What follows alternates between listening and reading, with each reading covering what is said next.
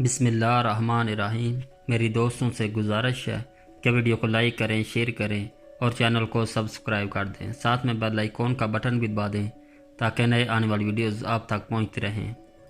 ملتان کے محاصرے کے دوران میں محمد بن قاسم کو حجاج بن یوسف کی وفات کی خبر ملی۔ اس کے ساتھ ہی اسے اپنی بیوی کا مکتوب ملا جس میں اس نے اپنے باپ کی موت کا ذکر کرنے کے بعد محمد بن قاسم کی ماں کے متعلق لکھا کہ ان کی صحت پھر خراب ہو گئی ہے، لیکن ان کی یہ خواہش ہے کہ آپ ہندوستان میں اپنا کام ختم کیے بغیر گھر آنے کا ارادہ نہ کریں۔ زبیدہ نے اپنے متعلق لکھا، میں نے ہزاروں بیویوں سے مختلف نہیں جن کے شوہر سندھ، ترکستان، اندلس میں برسر پیکار ہیں، اور سندھ کے سپہ سالار کی بیوی ہوتے ہوئے میرا یہ فرض ہے کہ میں آپ کی جدائی کو عام سپاہیوں کی بیویوں کی نسبت زیادہ صبر و سکون کے ساتھ برداشت کروں۔ آپ نے لکھا تھا کہ ملتان کی فتح کے بعد ہمیں اپنے پاس بلوا لیں گے، لیکن واللہ کی صحت شاید آئندہ چند مہینے انہیں سفر کی اجازت نہ دے۔ مجھے ڈر ہے کہ گھر کے متعلق آپ کی تشویش آپ کی فتوحات کی رفتار پر اثر انداز نہ ہو۔ انتہائی تکلیف کے وقت آپ کی فتح کی خبر سن کر ان کے چہرے پر رونق آ جاتی ہے۔ جب کبھی ان کا جی اداس ہوتا ہے تو میں ان کے منہ سے یہ دعا سنتی ہوں، یا اللہ مجھے کروڑوں کے مجاہدین کی ماؤں کا صبر استقلال دے۔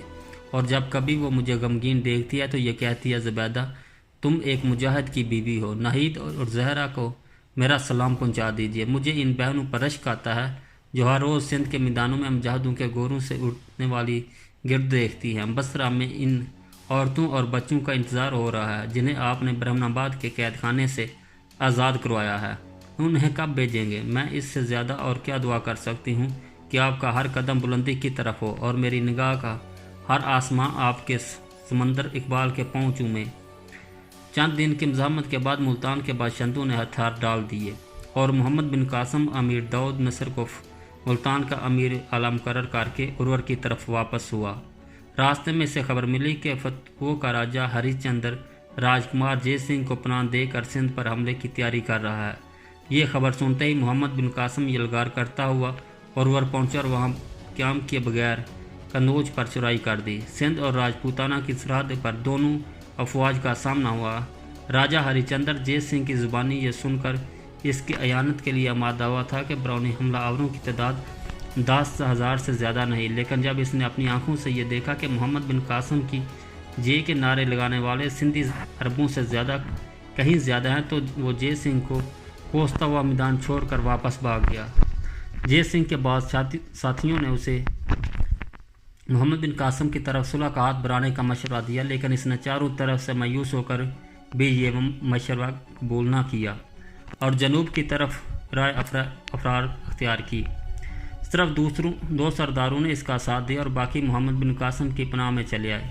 اس کے بعد محمد بن قاسم سندھ کے انتظامات درست کرنے اور سندھ کی ہمسایہ ریاستوں پر چڑھائی کرنے سے پہلے اپنی افواج کو اثر نو منظم کرنے کے لیے ارور واپس چلایا۔ بصرہ سے قاصد اس کی آمد سے ایک دن پہلے ارور پہنچ چکا تھا۔ اس نے محمد بن قاسم کو دیکھتے ہی کہا، سالار اعظم میں ایک بہت بری خبر لایا ہوں۔ محمد بن قاسم کے پرسکون چہرے پر تفکرات اور ہلکے سے آثار پیدا ہوئے اور اس نے اپنے ہونٹوں پر ایک مغموم مسکراہٹ لاتے ہوئے کہا، یہ خبر میری ماں کے متعلق تو نہیں؟ ایلچی نے اس بات میں سر ہلایا اور جیب سے خط نکال کر محمد بن قاسم کے ہاتھ میں دے دیا۔ محمد بن قاسم نے جلدی سے خط کھول کر پڑھا اور انا للہ و راجعون کی گردن چکا لی۔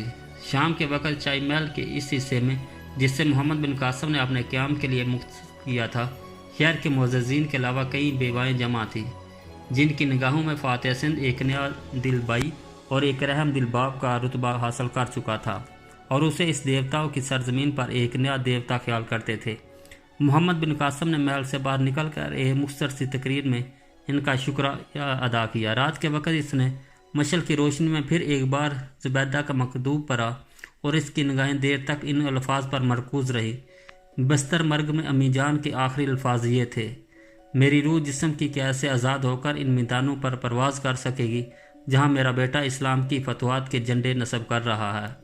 3 ماہ کے بعد محمد بن قاسم عرب سپاہیوں کے علاوہ 1 لاکھ سندھی نو مسلم اور ان غیر مسلم سپاہیوں کو فوجی تربیت دے چکا تھا جو اسلام قبول نہ کرنے کے باوجود باقی تمام ہندوستان کی آخری حدوں تک اس کمسن سالار کی فتوحات کے پرچم لہرانا انسانیت کی سب سے بڑی خدمت سمجھتے تھے، جس کے عدل و انصاف نے اسے منصونہ علاقے ہر باشندے کی نگاہ میں ایک دیوتا بنا دیا تھا۔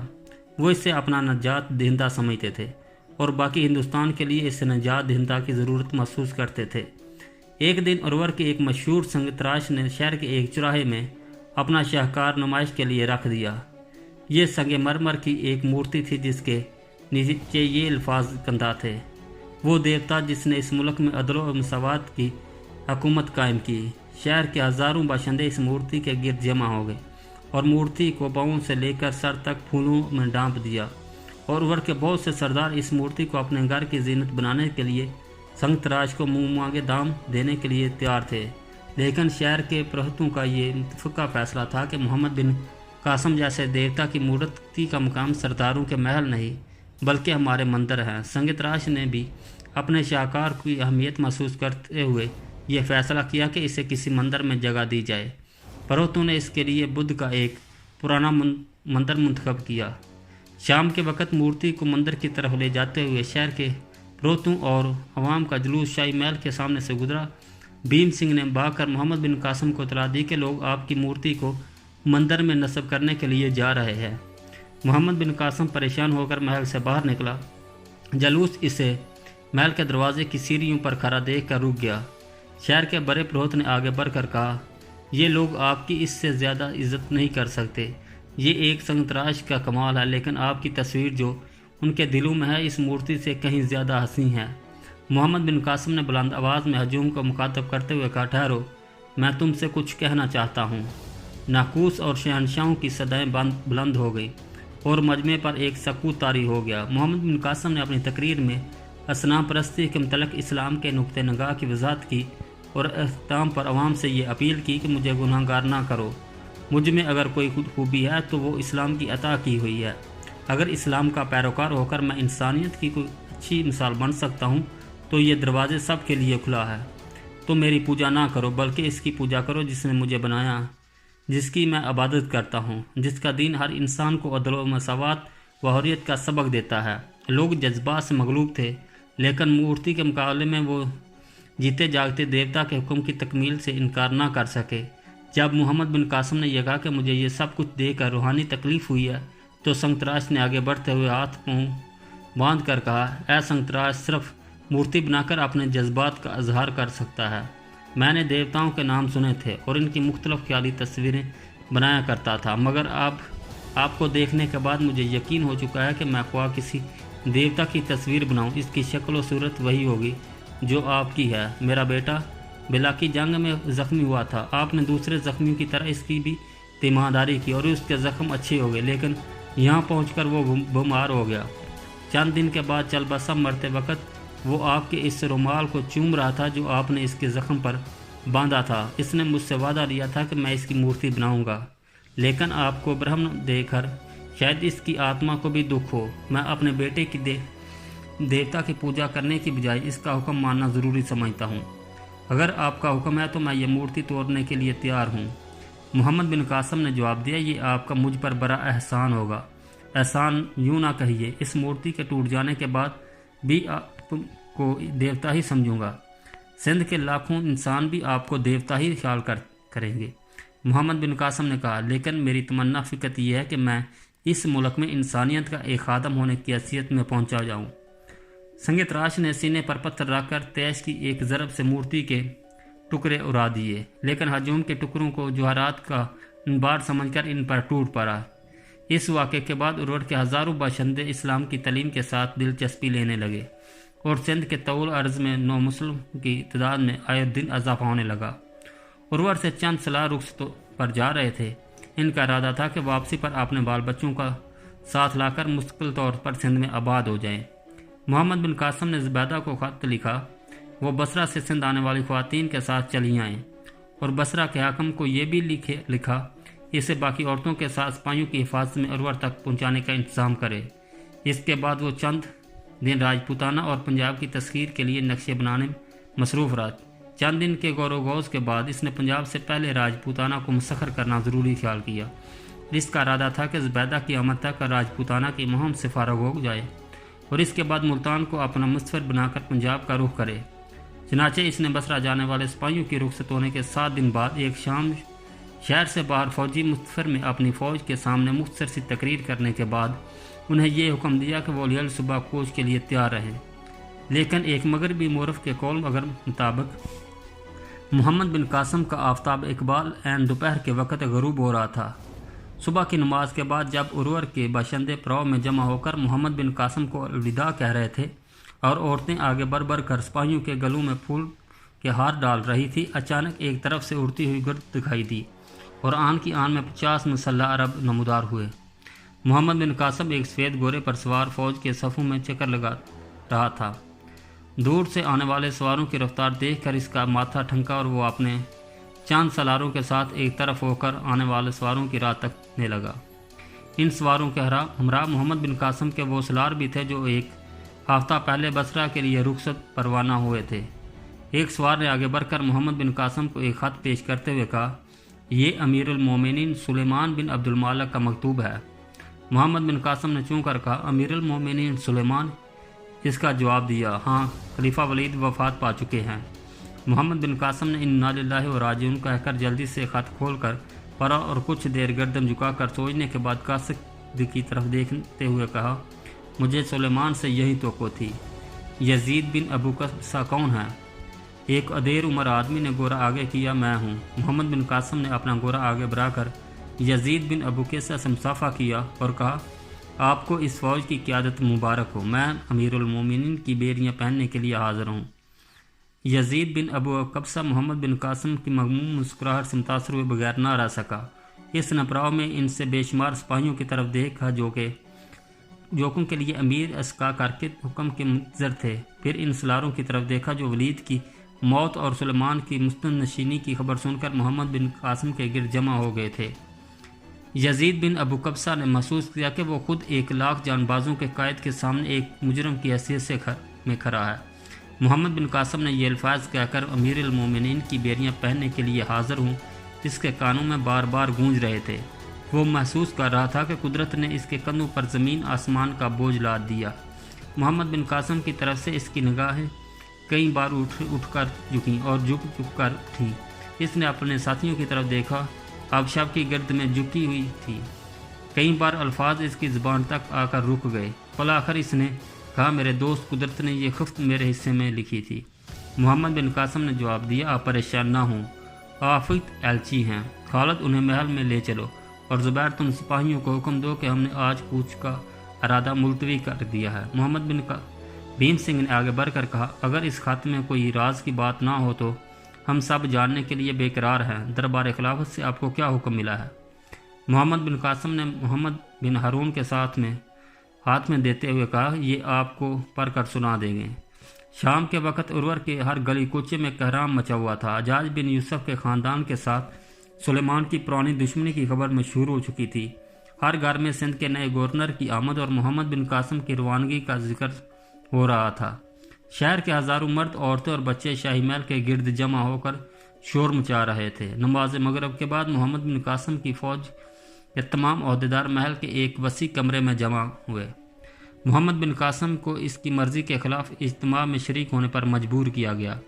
اس نے ایک مختصر سی تقریر میں کہا، میں صبح دمشق روانہ ہو جانے کا فیصلہ کر چکا ہوں اور اس فیصلے پر نظر ثانی کرنے کے لیے تیار نہیں۔ ایک سپاہی کا سب سے پہلا فرض اطاعت لسیر ہے۔ آپ اس حادثے سے پریشان نہ ہوں اور اپنے نئے حاکم کے ساتھ پورا تعاون کریں۔ امیر المومنین سلیمان غالباً یہ دیکھنا چاہتا ہے کہ میرے دل میں اطاعت امیر کا جذبہ ہے یا نہیں۔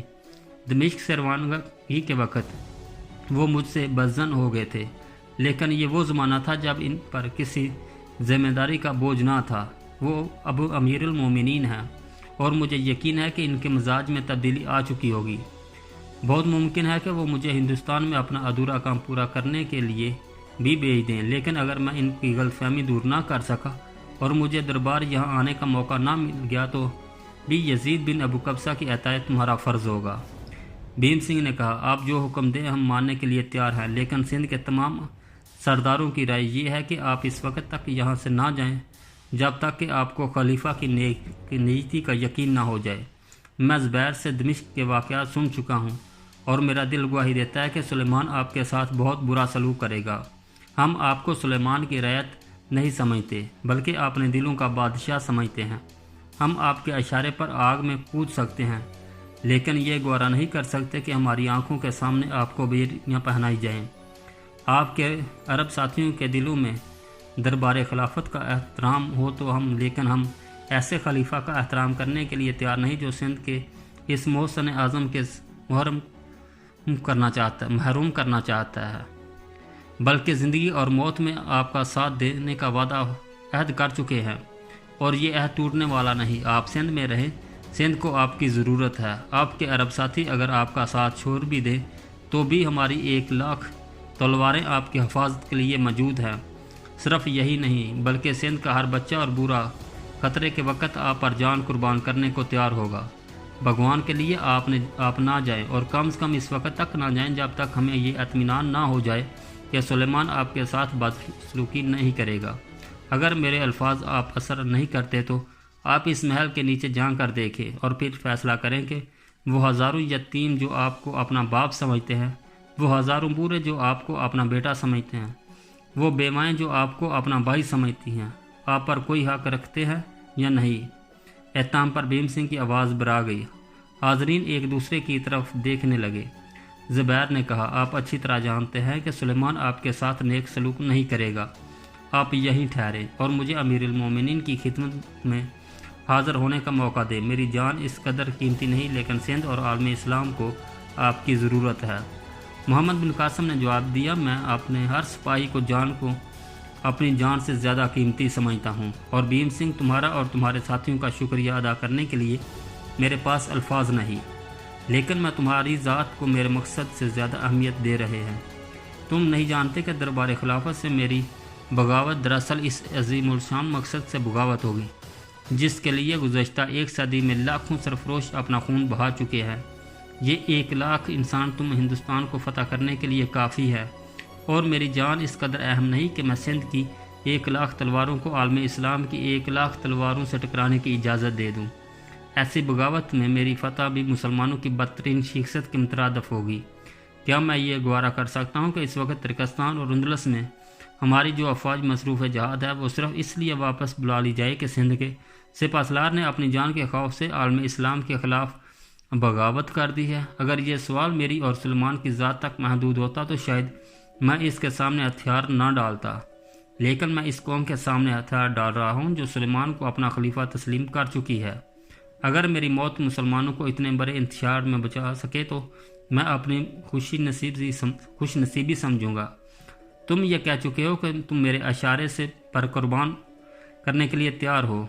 میں تم سے کوئی قربانی طلب کرنے کا حقدار نہیں، لیکن اگر تم چاہتے ہو کہ سندھ سے رخصت ہوتے وقت میرے دل پر کوئی بوجھ نہ ہو اور میں اپنے دل میں یہ اطمینان لے کر جاؤں کہ سندھ میں میرا کوئی کام ادھورا نہ تھا، تو جو دین عملاً قبول کر چکے ہو اس کا زبان سے بھی اعلان کر دو۔ میری یہ دعوت اپنے ان تمام احباب کے لیے ہے جو اس جگہ موجود ہے۔ تم جیسے لوگوں کو قبول اسلام کے بعد سندھ کا مستقبل کسی محمد بن قاسم کا محتاج نہ ہوگا۔ اب عشاء کی نماز کا وقت ہو رہا ہے۔ آج میری حالت اس مسافر کی سی ہے جو ایک لمبے سفر کے لیے منزل پر قدم رکھتے ہی سو جانا چاہتا ہے۔ میں یہ نہیں چاہتا کہ آپ میری ذات سے متاثر ہو کر فوراً کوئی فیصلہ کریں، لیکن اگر میرے دل سے اسلام کی خوبیوں کا اعتراف کر چکے ہو تو مجھے آپ کا اعلان سن کر روحانی مسرت ہوگی۔ بھیم سنگھ نے بلند آواز میں کلمہ توحید پڑھتے ہوئے کہا، میں اگر مسلمان کی خوبیوں کے مترف نہ بھی ہوتا تو بھی آپ کی دعوت پر انکار نہ کرتا۔ میرے نزدیک اسلام کی سب سے بڑی خوبی ہے کہ آپ جیسے لوگ مسلمان ہیں۔ محمد بن قاسم نے اٹھ کر بھیم سنگھ کو سینے سے لگا لیا اور کہا، مسلمانوں میں تمہیں مجھ جیسے ہزاروں انسان ملیں گے۔ 8 اور سرداروں نے بھیم سنگھ کی تقلید کی اور حلقہ بگوش اسلام ہو گئے۔ جب یہ لوگ عشاء کی نماز ادا کرنے کے لیے کمرے سے باہر نکل رہے تھے تو محل کے ایک اور کمرے اورور کے برے پروت کی قیادت میں معززین شہر کا ایک وفد یزید بن ابو قیسہ سے ملاقات کے بعد واپس جا رہا تھا۔ اس وفد کے ارکان مرجائے ہوئے چہروں کے ساتھ یزید کے کمرے میں داخل ہوئے تھے اور مسکراتے ہوئے باہر نکلے۔ یزید کے دیوتا کی جان بچانے کا وعدہ کر چکا ہے اور وہ یہ محسوس کر رہے ہیں کہ سندھ کے آفتاب کی گرد جمع ہونے والے بادل جٹ جائیں گے۔ پروت اور اس کے ساتھی محل سے باہر نکلے تو بے شمار لوگ ان کے گرد جمع ہو گئے۔ ہزاروں سوالات کے جواب میں پروہت نے فقط یہ کہا، تم اپنے گھر جاؤ، سندھ کے مقدر کے ستارے کی نحوست ٹل چکی ہے اور تمہارا دیوتا تمہیں مل جائے گا۔